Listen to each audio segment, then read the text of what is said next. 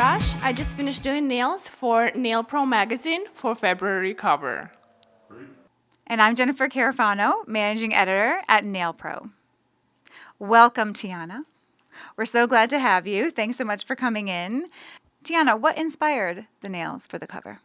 Fashion in 2017 is a lot about watercolors and florals, and this was my inspiration. I really like watercolors, and flowers is one of my passions, so I wanted to incorporate that in February cover. Speaking of watercolors, that's one of the techniques that you used on the nails. But first, let's talk about you sculpted the nails yourselves from acrylic. Is that correct? Yes, I don't use tips. I only use forms. I prefer this technique. It's a little bit harder than a regular tip application, but it seemed to be more natural and much more delicate and light looking for me. Once the nails were sculpted, what nail art technique did you use? So I used the watercolor technique. It's one of my favorite techniques. Really easy to achieve. You need some vibrant colors and some alcohol.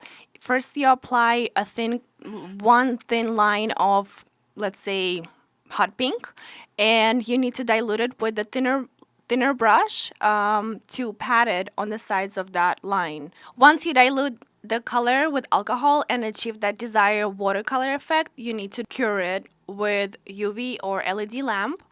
And then secondly, you would pick any other color. I chose purple for this look, and you would do it across the nail, and you would dilute it again with alcohol and dry it with the UV or LED lamp. So once you finished the watercolor look, then you applied a top coat, correct? Yes, absolutely. One of the great things about this cover is that the embellishments that you can see on the nails were actually created by you. Tell us how you did that. So I found this really easy molds and the UV resin that you can create your own, basically any jewel that you want. And this specific jewel, I added small flower decals in there, and I've layered the decal, added some more resin, and I covered it with specific UV paint and just painted it and cured it in UV lamp. That was that. So in addition to the embellishments that you created yourself, you also added semi-precious stones. Tell us a little bit about why you chose those. Yes, I'm a big fan of adding something that's not out there, that's not in the market. In this particular design, we used pearls and crushed opals, and it turned out to be pretty nice. So what's the best way to apply embellishments? Well, I find gel is solution for everything. It's the easiest and best way nowadays because it doesn't require no drying and it's really durable, I'd say. So this particular pearls and crushed opals, I applied with 3D gel.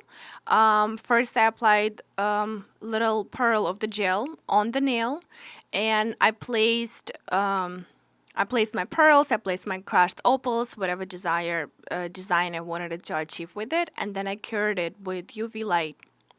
After that, I like to cure the sides, and I try to, wrap it up as much as I can with the non-wipe top coat. Do you have any tips for salon techs on applying embellishments?